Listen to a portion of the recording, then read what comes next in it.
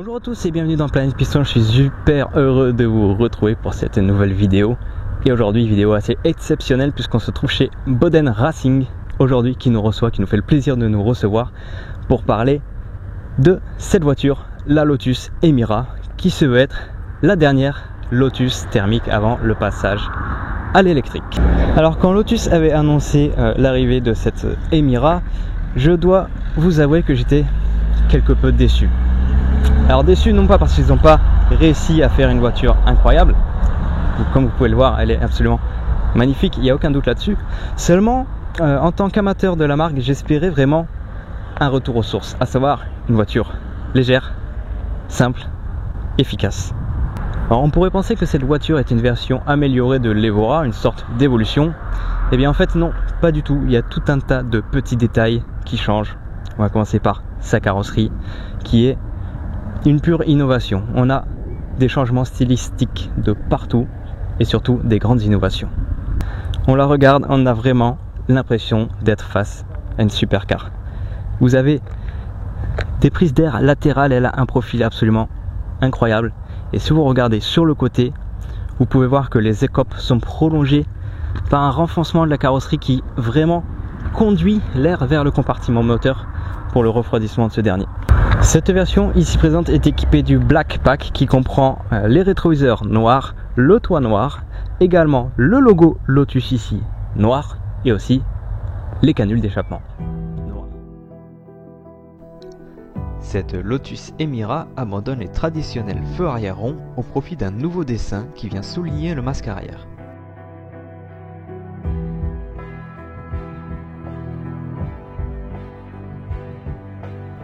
À l'avant, le profil des phares est également revu et vient parfaitement épouser le galbe de l'aile.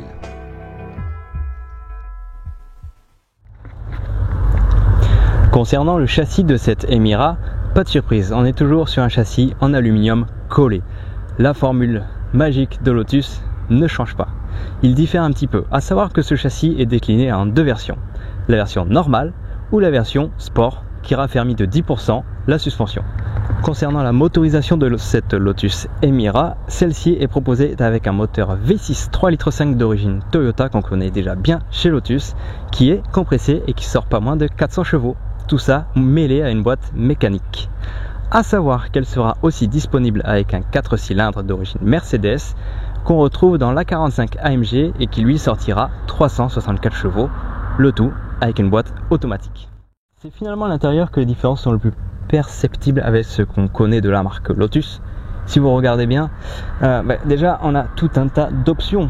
Et alors ces options, qu'est-ce que ça fait dans une Lotus? Lotus, c'est pas censé être Life is Right, léger, efficace. Si on me faisait monter dans cette voiture les yeux bandés en cachant le logo qu'il y a sur le volant, je suis même pas sûr que je serais conscient que je suis dans une Lotus. Pour moi, Lotus, ça rime avec simplicité, dépouillement.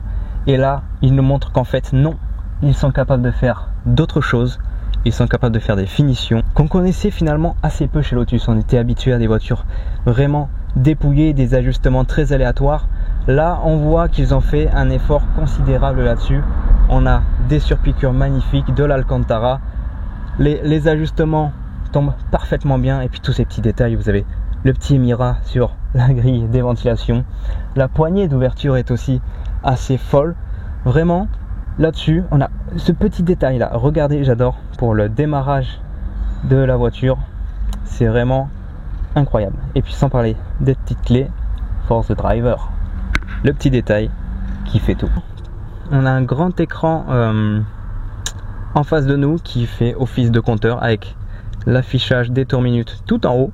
Et puis aussi à l'intérieur, on retrouve une petite molette magique, Drive Mode, qui nous permet d'avoir trois positions de conduite différentes, le normal, le sport et le track.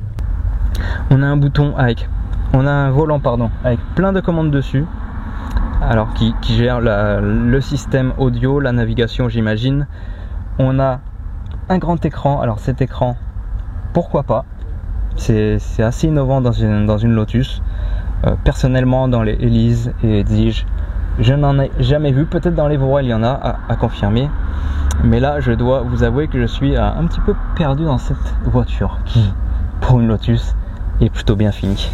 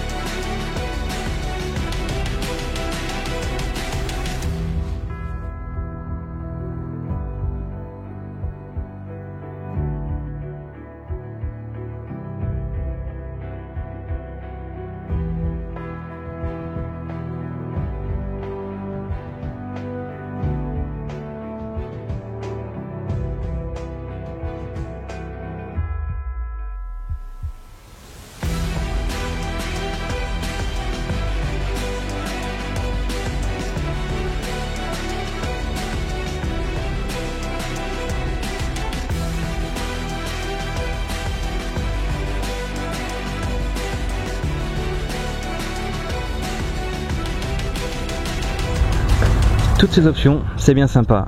Mais si on regarde ce qu'il y a devant, ici, il y a marqué Lotus. Et qui dit Lotus, dit poids. Et là, ça fâche un petit peu. Parce que cette voiture fait pas loin d'1,5 tonne. Alors oui, je sais ce que vous vous dites, 1,5 tonne, c'est beaucoup. Mais voilà, Lotus s'oriente vers un segment qui est désormais plutôt orienté GT que sport, à proprement parler. Et ça se comprend, parce qu'aujourd'hui, on a une demande de clientèle qui est de plus en plus exigeante. Je pense qu'il ne faut pas voir l'Emira comme une voiture de sport à proprement parler. Bien sûr, c'en est une, mais pas seulement. C'est une GT, c'est une voiture que vous pouvez utiliser au quotidien. C'est une voiture qui se veut plus pratique qu'une Elise, moins exigeante qu'une Exige, mais surtout plus polyvalente avant tout.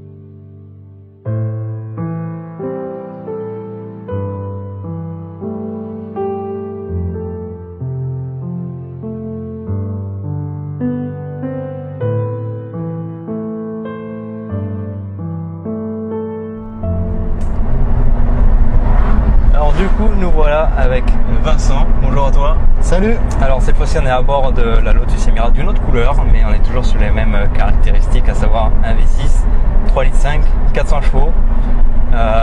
Au niveau du châssis, on a lequel là? On a le châssis sport. D'accord. Elle est en deux versions, touring et sport. Donc ça, le châssis sport. Donc un peu plus raide. Et c'est pas mal. On a un raffermissement des suspensions de l'ordre de 10% et un changement de pneumatique aussi, il me semble. Bah, elle est en Cup 2. Ouais. Après, il y a les Eagle F1 qui ont été faits, qui sont pas mal. Donc après, voilà, nous on est en Cup 2, c'est vachement performant. Donc voilà. Alors, ce qui est surprenant un petit peu sur cette Lotus, c'est qu'on retrouve une instrumentation de bord assez inédite, on va dire, avec ce grand écran central qu'on n'a pas forcément l'habitude de voir sur les Lotus, surtout quand on pense à l'Elise ou l'Exige. C'est le moins qu'on puisse dire. C'est assez déroutant, on peut penser. On va basculer en mode sport. Ah ouais, donc on a 3 modes aussi différents. Donc un mode tour, mode sport. Et un mode track, ouais. Donc ça joue pas mal sur l'ouverture des échappements, le compteur qui change. Ouais. Donc là je suis en mode track, donc ça affiche un peu comme un dashboard. D'accord. Et après en mode sport ça revient sur un affichage plus traditionnel, comme c'est en mode tour, quoi. Alors est-ce que après les différents modes changent quelque chose au niveau de la conduite? On imagine que ça pas sur les aides, pas sur la suspension, ça déconnecte un petit peu les aides, toute la partie USB et traction control. Ouais. Mais voilà, c'est tout. Et puis l'ouverture de l'échappement. D'accord. Donc du coup un échappement à clapet. C'est ça. Un peu comme ils avaient fait sur les V6, tout ce qui est 430, 410. Après, avec un certain régime, ça s'ouvre plus ou moins en fonction du régime moteur. Ouais.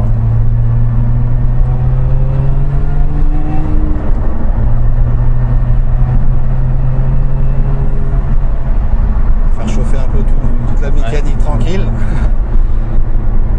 Alors, c'est vrai qu'étonnamment, pour l'instant le moteur il se fait assez discret, je trouve. Ouais, elle est vachement feutrée bas dans les tours. On est à 1200 tours minute, donc ça va. Après, je parlais tout à l'heure aussi du niveau de finition qui est quand même supérieur à ce qu'on a connu chez Lotus auparavant. Ça on a l'impression d'avoir une très bonne sonorisation. Ouais, elle est bien insonorisée. Autant au niveau du bruit du vent, bon là j'ai la fenêtre ouverte, mais ouais, franchement, là-dessus ils ont bien travaillé, ça c'est certain.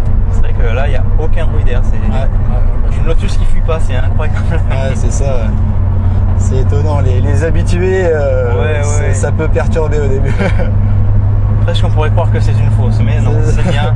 C'est bien une Lotus, l'Albat. Tu vois, c'est assez dynamique en conduite, donc, malgré qu'elle soit plus lourde que toutes les Lotus construites jusqu'à présent. Tu vois, c'est vachement dynamique. Alors c'est vrai que le poids c'est quelque chose qui peut faire peur, je rappelle on n'est pas loin d'une tonne 5 à vide. C'est ça. Est-ce que quand même malgré la prise de poids on arrive à retrouver les sensations qu'on peut avoir en Élise ou en Exige par exemple?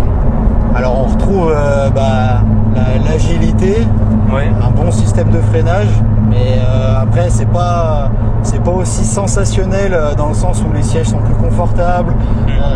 Tu vois, c'est toutes ces petites choses là qui font que c'est pas une Lotus aussi radicale que ce qu'ils ont pu faire à l'époque, quoi. C'est quelque chose de plus presque on a l'impression qu'on pourrait s'en servir tous les jours en fait. C'est ça, ouais, complètement. Pour aller au boulot, ça conviendrait parfaitement, ouais, carrément.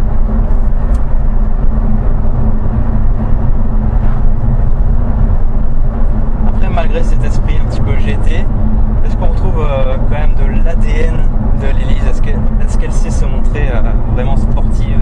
On va faire demi-tour et puis je vais te montrer que elle peut être pas mal dynamique. Ouais. J'ai hâte de voir ça alors. Ouais.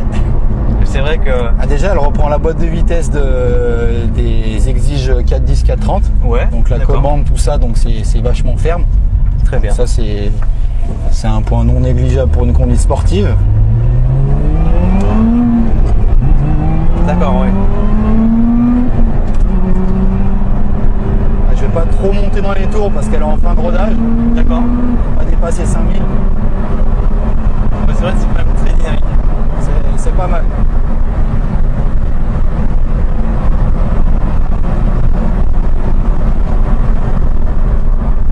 Ça freine bien. Ouais. C'est dynamique, ça freine, ça tient la route. Ça tient la route en latéral.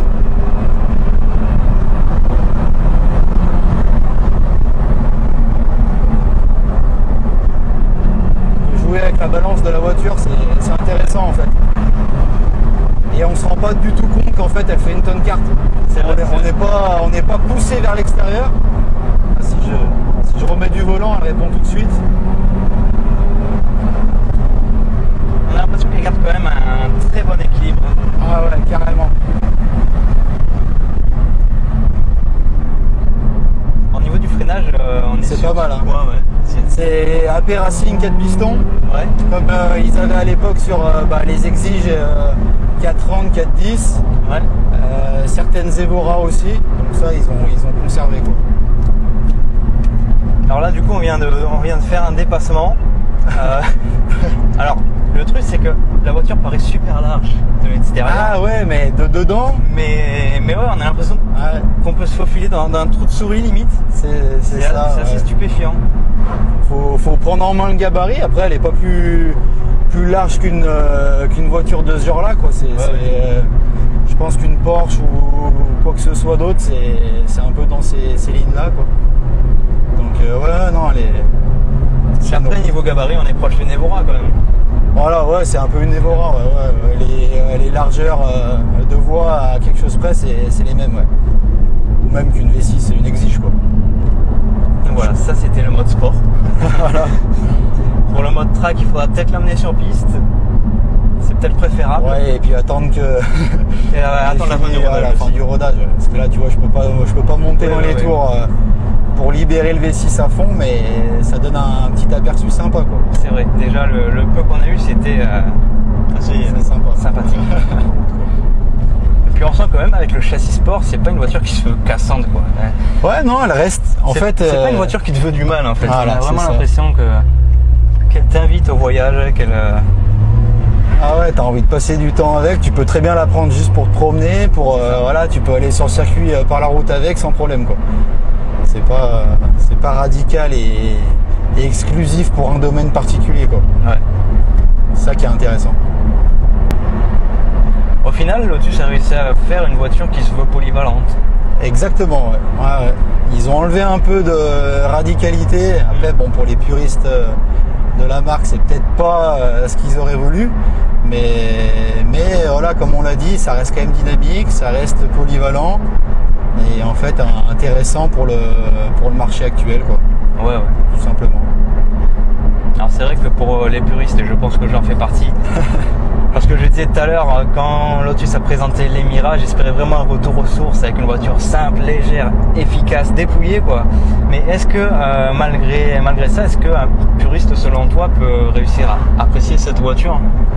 Ouais, mais pas dans le sens où il pouvait l'entendre à l'époque, ou avec de la brutalité, des secousses, etc. Mais plutôt dans je pense dans la finesse de pilotage. Je pense que c'est là-dessus qu'on peut se retrouver en se disant waouh, oui, c'est une Lotus, quoi.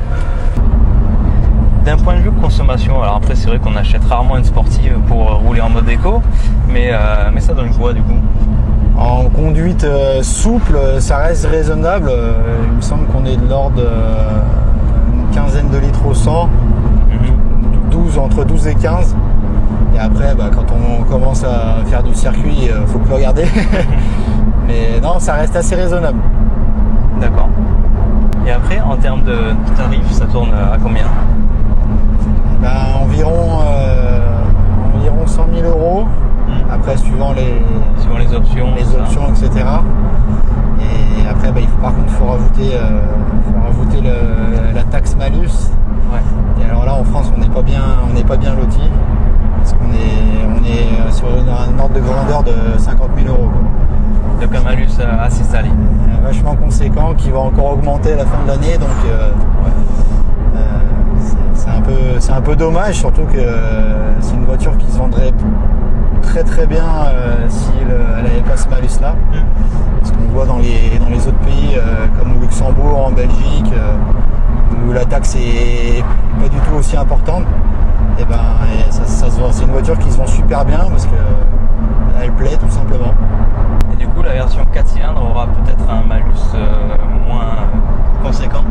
C'était le but au départ, justement, c'est que le 4 cylindres est un peu moins scout massue, quoi. Mais le problème, c'est qu'ils vont abaisser encore les seuils de CO2, et on va se retrouver peut-être sur un malus équivalent à celle-ci l'année prochaine.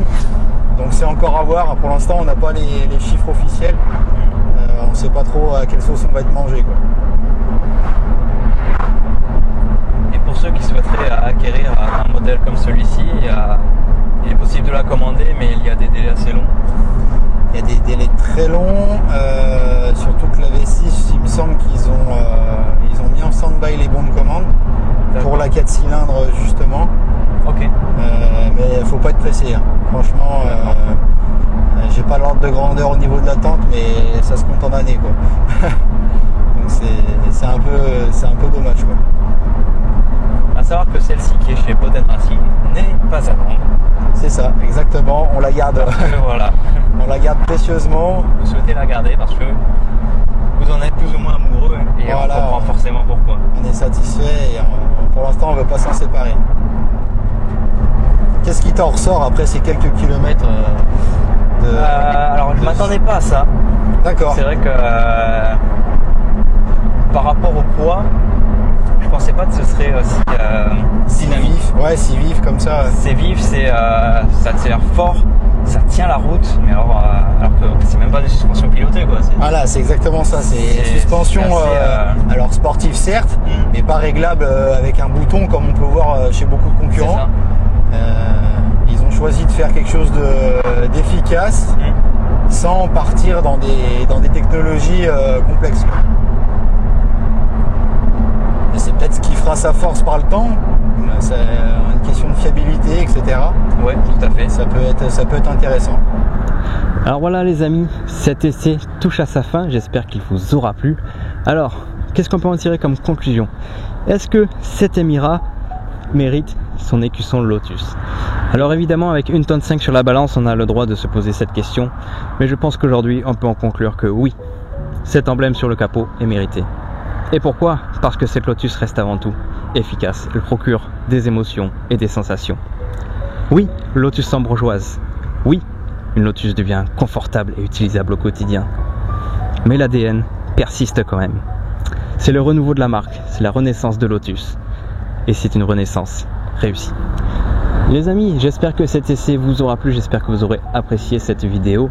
Moi franchement j'ai pris mon pied, j'ai découvert cette Evora peut-être en même temps que vous parce que c'est vraiment une première pour moi de voir cette voiture en réel et d'avoir l'occasion de l'essayer en tant que passager et franchement j'ai adoré. Pour ça je remercie Boden Racing Cars situé ici aux Échelles en Savoie qui m'a mis à disposition ces deux magnifiques Lotus Emira et qui m'a accordé de son temps libre pour la réalisation de cette vidéo. J'espère que vous aurez apprécié autant que moi. Je vous laisse avec quelques images du showroom parce que vraiment ça vaut le coup et si vous passez dans le coin, n'hésitez pas à faire un arrêt. Ce sont des personnes avant tout passionnées et qui sauront vous parler de la marque. Je vous dis à plus pour de prochaines vidéos et d'ici là, portez-vous bien. Ciao.